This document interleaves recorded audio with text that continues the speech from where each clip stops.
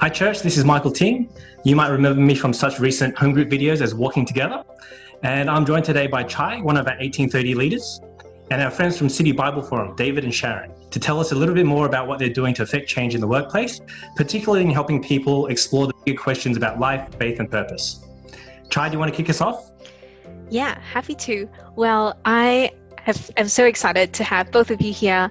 When I first discovered City Bible Forum, I had just joined Bain, and it was my first year out of uni, started working, and thank God, praise God, there was actually a prayer team there at Bain already set up, and it was started by a few friends of mine who also knew David, and so it was really cool because I was just trying to figure out how does this, going from 5 hours of commerce uni workload into 40 plus hours of work, how does that work with my faith? Is that, how does work sit in my priority order for life? And I think having that prayer group at Bain, seeing other Christians live out their faith and integrating that, not having it as a separate Friday nights weekend thing, but seeing how they actually bring their faith into the workplace, into the way they manage teams, was incredible. And I think City Bible Forum really helped us gel as a group and had a lot of things that we could get plugged into and meet other professionals in this space. So maybe I'll throw it back to both Sharon and you, Dave, to tell us a little bit more about City Bible Forum. Sure. So how about I give a bit of an overall spiel. What we're on about is really what we're trying to do is to reach the world through the workplace with the good news about Jesus. It's really a question about living out our faith in all of life. And for a lot of people, even though it might be a work from home situation right now, a big part of our waking life is at work. So what does that mean for us to live out and to share our faith alongside people who we're interacting with day in and day out? How do we build some of those relationships? What we're really on about then is to help people like Chai, like yourself, who I bumped into 3 years ago now, to really help people to think through what that means and looks like. One of the things that we run is in-house groups of prayer teams, but we've got a whole bunch of other stuff as well. So I'm actually throw over to Sharon at this point, because you actually run something called Headstart. You want to tell us a bit about that? Yeah, so Headstart is a network for Christians in their early years of work. Whatever that means to you, you get to decide as a young worker.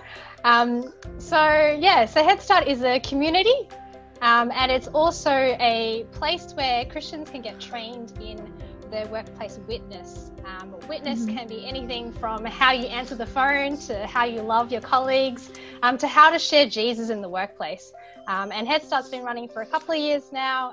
It started in Sydney, and because of just how this year has gone, it's actually expanded across the country as well. So it runs 4 terms throughout the year.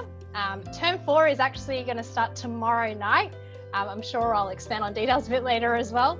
But we meet on Monday nights, and it's really just this place where Christians can gather together, learn some stuff from the Bible, apply it to their lives the next day at work, and be praying for one another as well. So, Sharon, can you tell me a bit more? You said Headstart means it's for people, whatever stage they define the start of their career. Mike, does Mike fit into this Headstart category? I mean, Mike, how many years have you been working? 15 now. Maybe I just sneak in, Sharon. Yeah, I mean, look, some of the topics that we'll be exploring do include stuff like online dating, so it might be less relevant to you. But seriously, it is an open door for people who, just want to get a head start in their career. So how long has this been running now? Because I know, Chai, you were talking about how good it was to be interacting with other Christians in your workplace in a prayer team. So is this a long-term thing that's been going on for young workers? Sharon? Yeah, I think it's been running for over 5 years. It certainly didn't, it wasn't there when I started work, so I've been working for about 10 years now. I'm not really a young worker, but I get to hang out with them, which is awesome for my job. Don't let this fool you. Don't answer that. Anyway, so Headstart's been running for a long time now, but it's not I guess it's not the final destination for Christian workers. Eventually, the topics might become less and less relevant. Eventually, you might move on to a stage of life where you need different community and different types of training for your faith and work. So City Bible Forum also offers already mentioned prayer teams that aren't really determined by age or stage of career. It's mostly based on office Perfect location. For you, Michael. Yeah. For all of us. So prayer teams is one of the regular things that we do. There's in-house groups, as Dave already mentioned. There's a whole heap of shapes and sizes and variations of what Christian community can look like during the working week. Mm. Yeah. So if I'm a young adult at FGA, a young working adult, and I wanted to get plugged in, how would I go about doing that, Sharon? Yes, Facebook. Depending on how young you are, you might not know what that is. Facebook and Instagram. That's as far as we've ventured. But if you look up Headstart as one word, a public group will pop up, and you should be able to click join on that. Yeah, that's excellent. And quick question from me, Sharon, is, Headstart sounds like an amazing community. And how have you guys found, as people all move to work from home and events all go virtual, how have you guys pivoted for that? Man, pivot is a great word. Whenever someone says the word pivot in Headstart, everybody just bags them out. But anyhow, that's exactly it. Like, everyone is online now. It's super interactive. As I said, the training nights used to be just in Sydney, but now workers from Melbourne, from Brisbane, Hobart, Perth, even a couple from Philippines and Singapore have been able to tune in. So I guess, technology has been really wonderful in connecting Christians from all over the world. And we found that we've had more consistent attendance, and people just keep coming back because it's a way to stay connected. Yeah. That's amazing. So David, lots of activity there for young working adults. What sort of programs does City Bible Forum have for those who are more established in their careers? So for the mature people who don't need the frivolous activities like finding how to find a good date and things like that. So I guess we've got a whole bunch, like Sharon's alluded to this. We've got prayer teams that are meeting inside companies, like the one that Chai was involved in, like in Bain, as well as outside of companies as well. So sort of prayer groups of Christians meeting together to pray together.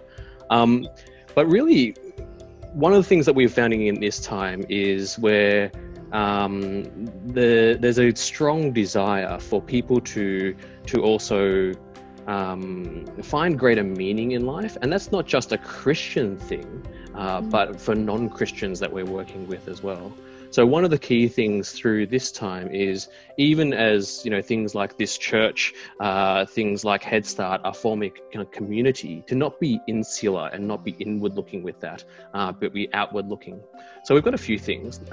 So if you can see here, one of the things that we try to do is we try to have an intersection really between social connection, practical help, and really something that people are longing for at the moment is spiritual meaning.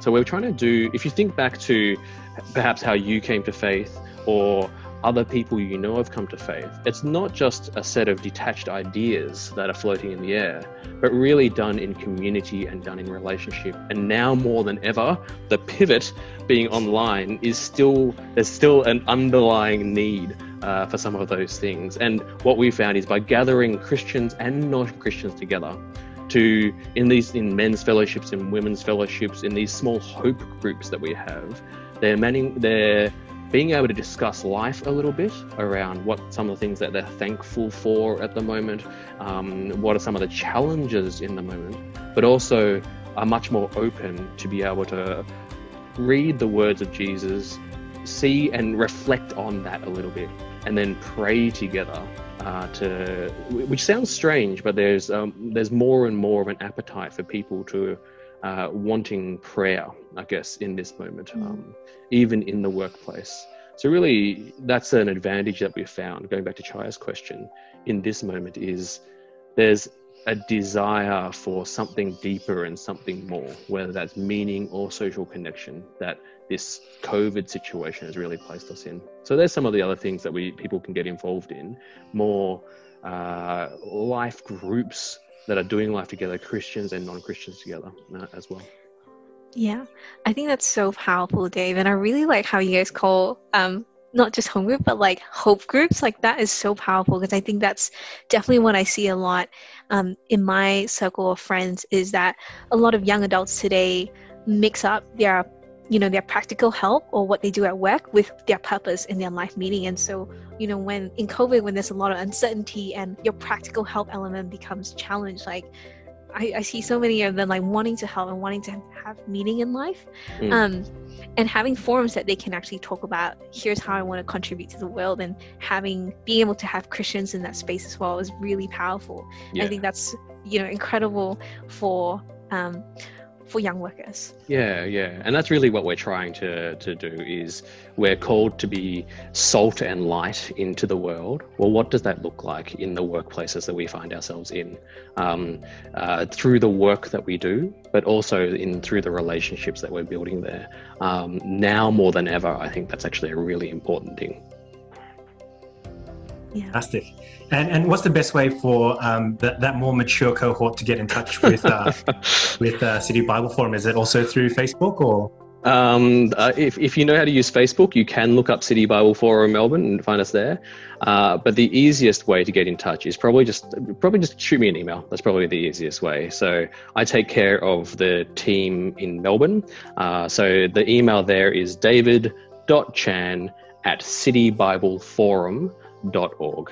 So shoot me an email over there and I can sort of get you connected. There's a weekly newsletter that we send out as well, which has helpful articles that we write, which for living out and sharing of faith at work. There's a number of events that we have. There's groups that are meeting all over the place. There really is a mixed bag of a mixed collection of things to be able to get involved in, as much or as little as you want to. Shoot me an email at david.chan@citybibleforum.org.